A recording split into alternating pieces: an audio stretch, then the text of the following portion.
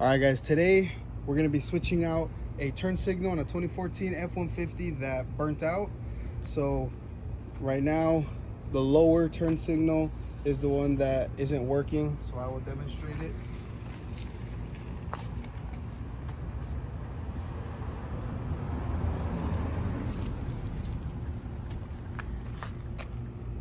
So as you can see, they both should be flashing, only one is. And a cool thing about Ford vehicles is that when you turn on your turn signal and one of the lights isn't working, it'll blink really, really fast, letting you know that you have to switch them out. So we're gonna get started on that right now.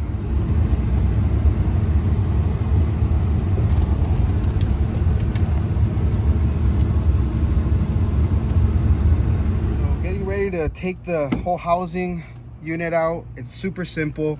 It's 2 bolts, one on top and one on the bottom. So we're gonna get started on that. It's an 8mm nut, so it should be pretty easy. They're not torqued very hard, so be very easy to pull out.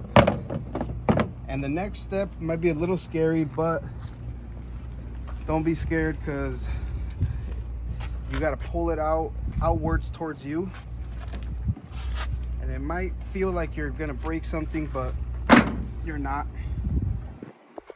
So if you actually take a look here on my model and other models that are, you know, old, have like 100,000+ miles, is that these clips here actually snap really easily. As you can see, these are already snapped off, so just be careful on that. Try to be gentle with it, but unfortunately mine are already broken, so I mean there's no real point.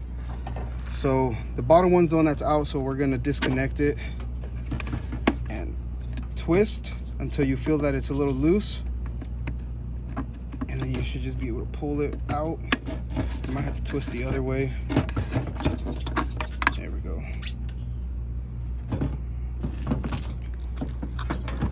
So I'm just gonna go ahead and put the housing unit just on one of the little holes so it stays up while we switch out this bulb. So this is the old bulb that got burnt out. So you just pull it out. So this is trash. And this is the new bulbs that we got. You're gonna wanna make sure you're wearing latex gloves, because natural oils can really damage these bulbs, especially when they're brand new. So you're gonna wanna be very careful with them and just snap it back in, and you should be ready to rock. So you just pull out the housing unit, and very carefully, you should probably take the other connections off, but since they're so kind of dry rotted, I prefer to not take them in and out if I don't have to. That's the only reason I'm not doing it. But if yours are in a little bit better shape than mine, I would recommend just taking them off and taking the whole unit off. So we're just gonna put it in and twist so it's locked into place. And we're gonna go ahead and connect these as best as we can, since they're, like I said, there's no clips.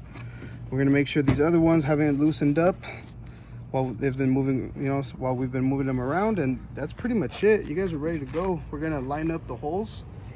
So there's 3 little tabs that the light goes into. The rear, there's 1. And in the front, there's 2, one on top and one on the bottom that you can't really see. It's actually back here. So those are the 3 spots you're gonna wanna line up with the holes in the corresponding areas. So the one on top is right there. The one in the bottom is over here, or I'm sorry, down there. You can see the clip that it goes into. So you're just gonna wanna line them up as best as you can. And don't worry, because the light can go back in if you don't have it lined up. So like, for example, me, I don't have it lined up right there. There we go. And it just clicks into place. Now, you take your 8mm socket and you just put the bolts back on. But before you do that, actually, we're gonna go ahead and test it out, make sure that it's up and working.